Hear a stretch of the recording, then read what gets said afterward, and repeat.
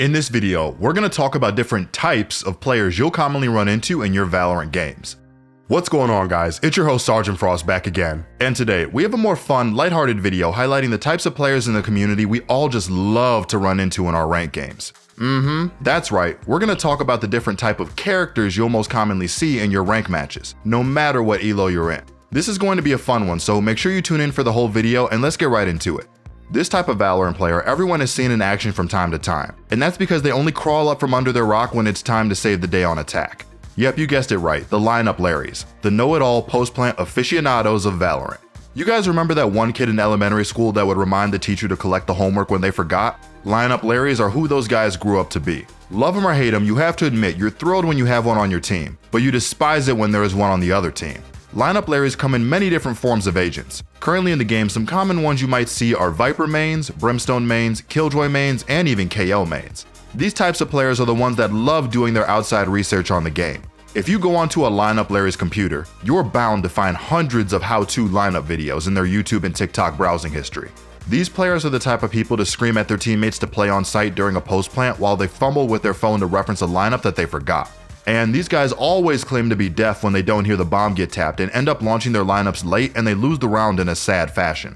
Too many times have I lost a round on Breeze because the Viper with lineups claimed, "I can't hear the bomb get tapped, y'all talk too much." When in reality, if they just turned down their Taylor Swift music in their headphones while playing, they would have heard the defender tap the bomb and they could have launched on time. Heck, Viper lineup Larrys in particular should know you should be staggering your lineups regardless, since her mollies don't last as long as they used to. Yet they wait till it's too late after hearing the bomb get tapped once and they end up letting the round slip away due to their own incompetence. A good lineup Larry can be round insurance for a team. They know their lineups without having to look. They listen carefully and know how to space out their lineups so they can guarantee the spike doesn't get diffused. And more importantly, they don't rage on their teammates when they lose a post plant, because lineups are never a guaranteed round win anymore after Riot nerfed the post plant meta.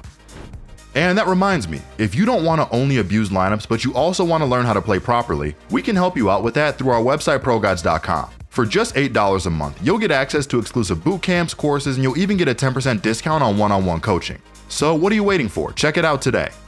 This next type of player is universal to all competitive online video games. I mean, hell, they are everywhere in real life too, but that's another talk for another day. The toxic player is one that every online video gamer has had the oh-so pleasure of experiencing at some point in their gaming careers. Valorant as a game is no exception, and it is definitely not immune to these Chernobyl Reactor 4 toxic players.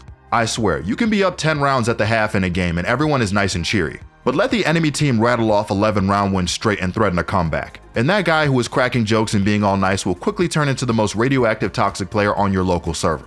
Some people are so toxic you could get a radiation Geiger counter to beep off the charts if you walk by their house. I mean, a 5v5 game that forces you to play nice and work with 5 random teammates, or else you lose a Texas-sized chunk of RR, is bound to create some sour apples. The absolute pressure to win when you're one game off ranking up or one game off demoting can bring out the worst in some players from time to time. I'm a big believer that not every player of Valorant is actually a toxic person, but we all have toxic moments from time to time. I mean, your dad is probably a fantastic, outstanding citizen, but let his favorite football team, cough cough the Dallas Cowboys, lose in the playoffs to a 60-yard field goal, and I'll bet every skin on my account he turns into an anime villain as he rages in your living room. What I'm trying to get at here is that yes, there are some people who simply just hate their lives and are villains for the sake of being evil people, and they will come into your games with the agenda of being toxic for absolutely no reason at all. But a lot of so-called toxic people aren't really toxic. Some things just happen in this wonderful video game that cause us all to break character from time to time. You have to admit, it happens to the best of us from time to time. No biggie really. Do you guys know what I hate more than online shopping bots that eat up new tech items the second they drop? Well, you probably wouldn't have guessed insta-lockers in Valorant, but they are unequivocally the same thing. Insta-lockers ruin games for 2 big reasons. The first one is that they ruin team comps because it's most likely a duelist that's being insta-locked, which can throw off the balance of a certain team comp depending on the map. And the second reason is because insta-lockers usually aren't the best players, so said players compensate by rushing to pick their comfort pick before anyone else can in the lobby. This creates issues in ranked games because not only do insta-lockers tilt the rest of your team, especially if someone else wanted to play that agent, but they also don't cooperate or take into consideration that a team should discuss what agent should be picked depending on what map is being played. The worst part about insta-locking behavior is that this non-contributing member of society is the type of player that is most likely to lock Jett or Reyna instantly, and then talk a lot of smack about how they deserve to insta-lock the agent because they main them and will dominate on them. They then proceed to go 7-28 in their game on their so-called main, as your team loses a winnable Ascent match 13-11. And then they will cry in their mic and then DC when they get killed first in the last round. Yup, Instalockers are some of the most annoying players to deal with in the Valorant ranked experience. I don't care what agent you really want to carry with in ranked, just promise me you won't be this guy. Do you smell that, guys?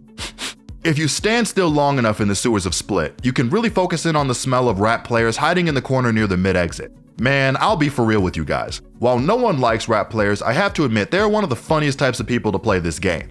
Like, imagine for a second, you are so unconfident in your own skills that you proceed to buy a Judge, Bucky, or Odin, or whatever gun of your choice, and you willingly elect to go play in a cubby or in a close corner and wait there for the entire round for someone to walk by.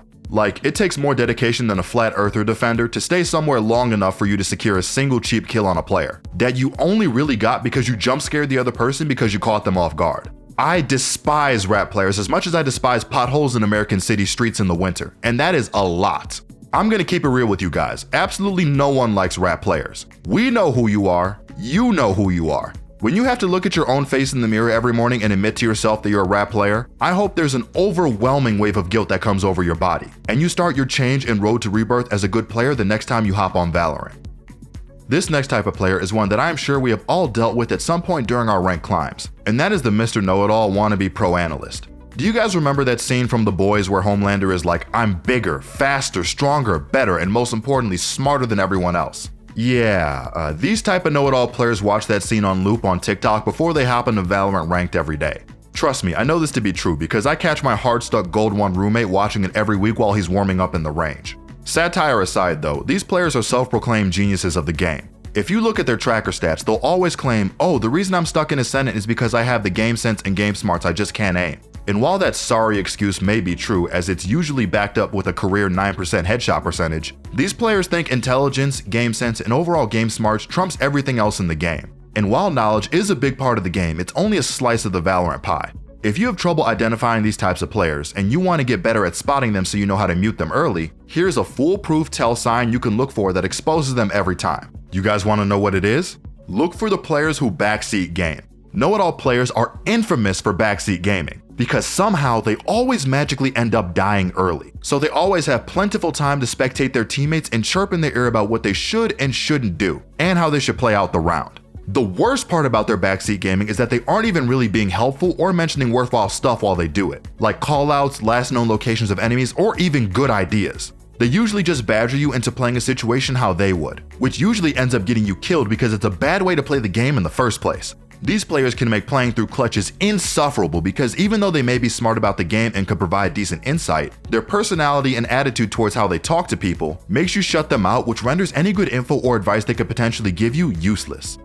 The Chad or natural born leader type of player isn't one that often appears in solo queue, but when they do, you'll notice it for sure. Take a second to imagine that Ryan Reynolds was a Sova main. This would be the equivalent of having him on your team. He's telling you what to do, and if you think about it critically, he's basically backseat gaming, just like the Gold 1 analyst you've come across. But I don't know, for some reason it just feels right. There's something about them that just makes you want to listen. Now, when I say these types of players are rare, I do really mean rare. I've seen them in my games maybe 3 or 4 times since the game has been released. But you know what, it's an experience I'll probably remember forever. And the last type of player we're going to be talking about today is the age-old phenomenon, the Smurf. There isn't much to be said about Smurfs that you don't know already. Love them or hate them, Smurfs are a part of every online video game with a rank system, and they all can be annoying in their own irritating, unique way. The good thing about a Smurf is that they might be that one player push your team needs to get away with a close win in ranked. The bad thing about Smurfs is that you could be on the receiving end of them and they'll be that reason you lose the close game too.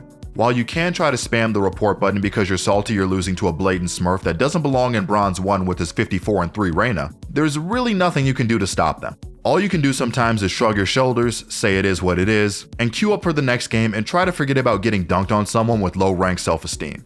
And that's gonna wrap it up for this video, so make sure you drop what your thoughts are on what type of players you run into the most often down below. This has been your host Sergeant Frost, and I'll see you all again in the next video.